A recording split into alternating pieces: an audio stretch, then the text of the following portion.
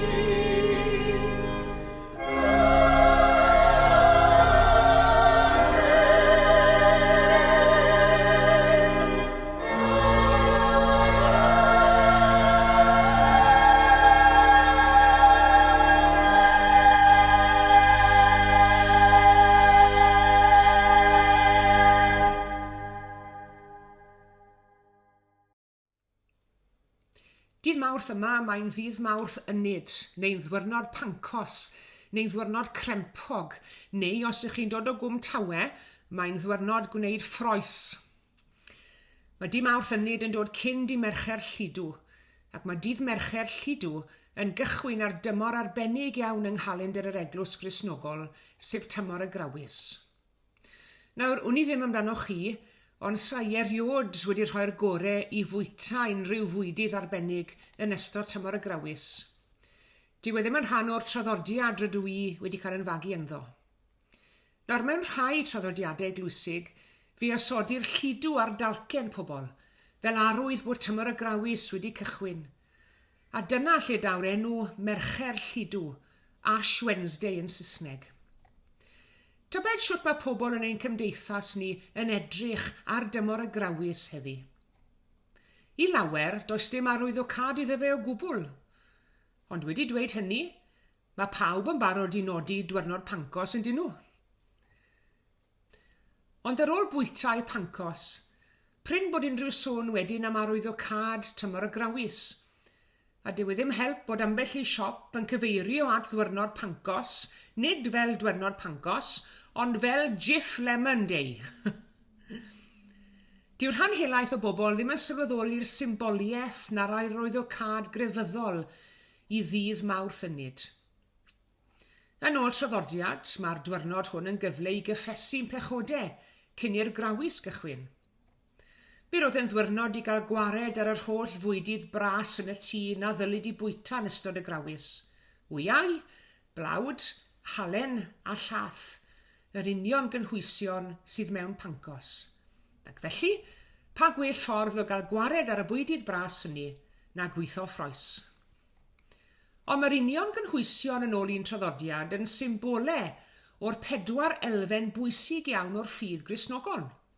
Wyau yn symbol o'r creu, blawd yn symbol o genhaliaeth bywyd, halen o iachusrwydd a llaeth yn arwydd o birdeb. Mae ambell i draddodiad eglwysig yn galw ar ei glycher eglwys gael ei canu ar ddydd Mawrth Ynyd, a hynny mwyn galw'r ffyddloniaid ynghyd i gyffesu beiau, ac hefyd i alw'r gwragedd at ei gilydd i'w ceginau i gychwyn paratoi'r Pancos. A pham dwedwch chi, mae gwragedd yn unig oedd yn cael ei galw ynghyd.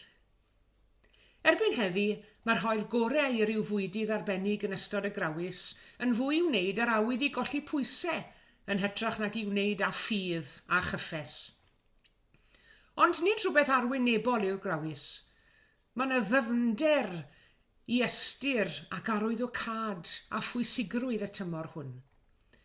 Mae'n dymor i edrych arno ni'n hunain, ar ein gwendidau ni a'n beiau, yn gyfle i gymryd stoc, yn gyfnod i geisio nesau at Dduw, ac yn gyfle i ymroli o'r newydd i ddilyn Iesu, ac ymroli o'r newydd i waith yr Efengil. Ydy, mae'n gyfle yn ôl ambell i draddodiad i ymwrthod a bita rhyw bethau, mwyn trio deall yn union beth oedd ddioddefaint Crist, ond siwt allwn ni hyd yn oed dechrau deall i ddioddefaint e. Siwt allwn ni ddechrau deall i aberth e droson ni. Mae tymor y grawys yn grist ganolog. Mae e'n ffocysu ar y groes. Dyw e ddim yn gyfnod i fod yn hunan ganolog, gan wachodd y byd i weld pa mor sanctaidd a chrefyddol ydy ni, a chi'n mynd o gamp mae wedi bod i ni i roi'r gorau i fita ambell i beth. Ystyr y gair Lent neu grawys yn Saesneg yw deugain. Hynny yw cychwyn y cyfnod o 20 diwrnod tan y Pasg. Ac mae'r 20 diwrnod yna'n coffau'r 20 diwrnod a dreuliodd Iesu yn yr anialwch yn cael ei demptio gan y diafol. Ac mae Iesu hun yn cyfeirio nôl at y 20 diwrnod a dreuliodd yr Israeliad yn yr anialwch gyda Moses, ar ôl iddyn nhw ddianc o'r Aifft. Ac i'r Israeliad, fel i Iesu, roedd hwn yn gyfnod o brawf mawr arnyn nhw, yn profi ffydd yn niw, yn dioddef ac yn cael ei rhyddhau o'i dioddefaint wrth i Dduw ymryd a darparu dŵr a mana sef bara o'r nefoedd, a dillad iddyn nhw, a phob peth arall yr oedd Duw yn gwybod yr oedd angen arnyn nhw, tan iddynt yn y pen draw, gyrraedd gwell lle, sef gwlad yr Iddewyd. Ac fe dreuliodd Iesu 20 diwrnod yn cael ei demptio yn yr anialwch, mwyn i ni, chi a fi, etifeddu'r hyn a ddawodd Duw i ni. Roedd y 20 diwrnod a dreuliodd Iesu yn yr anialwch yn gyfle iddo fe fod ar ben ei hunan gyda Duw, yn gyfle iddo fe am dywelu, yn gyfle i weddio ac yn prydio. Ac ei fod o bosib wedi wanhau e'n gorfforol, fe nath e'n sicr i gryfhau yn ysbrydol. Ac mae hyn yn gallu bod yn brofiad sydd yn cyffwrdd â nifer ohono ni hefyd. Hynny yw bod profiadau anodd bywyd yn medru ein gwanhau ni ar un ystyr, ond yn medru'n cryfhau ni mewn ffordd arall. Gellir dehongli'r profiad o fynd drwy'r anialwch mewn sawl ffordd. Anialwch profedigaeth, anialwch gofidiau, anialwch diweithdra ac anobaith, anialwch salwch corfforol neu salwch feddyliol i enwi ond un y ddau ohonyn nhw. Ac ein bod ni'n wan, ac ein bod ni ar ein gliniau'n llwyr ar adegau, eto, mae Duw fel sef yn gallu rhoi rhyw gryfder ryfeddol i ni, yno ni'r gwanaf o blant dynion, ac ar yr adegau gwanaf o'n bywydau ni. Ac fyddwn ni allan o'r anialwch, o'r profiad hwnnw yn y pen draw, ddewn ni allan yn ddoethach, fyddewn ni allan yn gryfach ac yn fwy gwydn oherwydd y profiad. Mae profiadau anodd bywyd yn aml yn gallu'n gwneud ni'n gryfach ac yn ddoethach ac yn fwy sensitif o lawer hefyd. Oedd y diafol yn ysu am gael rhoi stop ar deyrnasiad Iesu ac ar ei weinidogaeth yn llwyr. Mi roedd e'n gwybod pe bai Iesu'n cael marw ac atgyfodi gan goncro marwolaeth, mi roedd y diafol yn gwybod mai dyna fydde diwedd ar ei deyrnasiad Ac felly fe wnaeth i orau glas i roi terfyn ar waith Crist. Ond, daeth Iesu o'r anialwch yn wanach yn gorfforol, eto'n gryfach yn ysbrydol, a chan weld y groes yn y pellter ar Galfaria, fe wnebodd i dynged fel brenin ac fel concwerwr, fel gwaredwr ar ddiafol cnawd a byd. Mae'r grawys hwn yn wahanol iawn i'r arfer wrth gwrs. Mae'n debygol y byddwn ni yn parhau i fod mewn cyfnod clo dros yr hanhelaeth o'r amser tipyn. Ond mae mwy i'r tymor na ffroes a phancos yn sicr. Mae'n dymor i edrych arno ni'n hunain, ar ein gwendidau ac ar ein beiau, yn gofnod i geisio nesau at Dduw, mwyn cael ein hatgyfnerthu ganddo, ac yn gyfle i ymwroli o'r newydd i ddilyn Iesu Grist. Pob bendith i chi gyd yn ystod y tymor pwysig ac arwyddocaol hwn. Amen.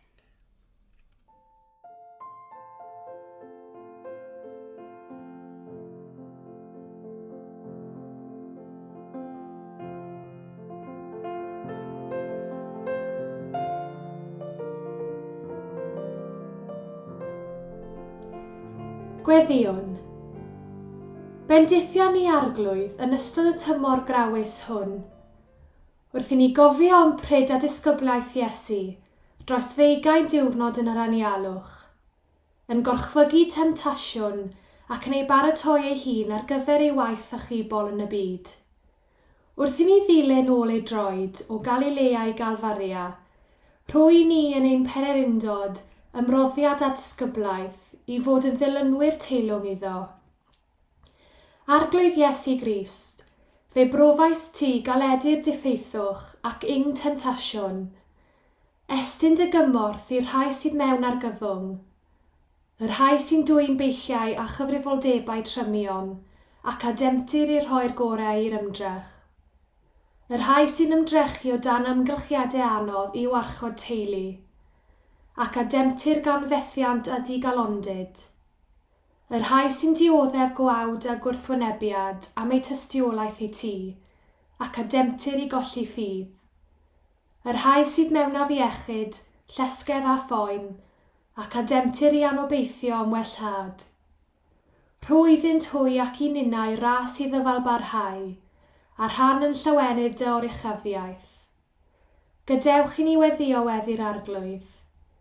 Ein tad, yr hwnnwynt yn y nefoedd, sancteiddio'r denw, deled y deyrnas, gwneler dy ewellus, megis yn y nef, felly ar y ddaear hefyd. Dyroi ni heddiw ein bara beunyddiol, a maddau ni ein dyleduon, fel y maddeuwn unna ein dyledwyr. Ac nac arwain ni brofedigaeth, eithyr gwaren ni rhag drwg. Canis eiddo ti yw'r deyrnas, a'r nerth, a'r gogoniant, yn oes oesoedd. Amen.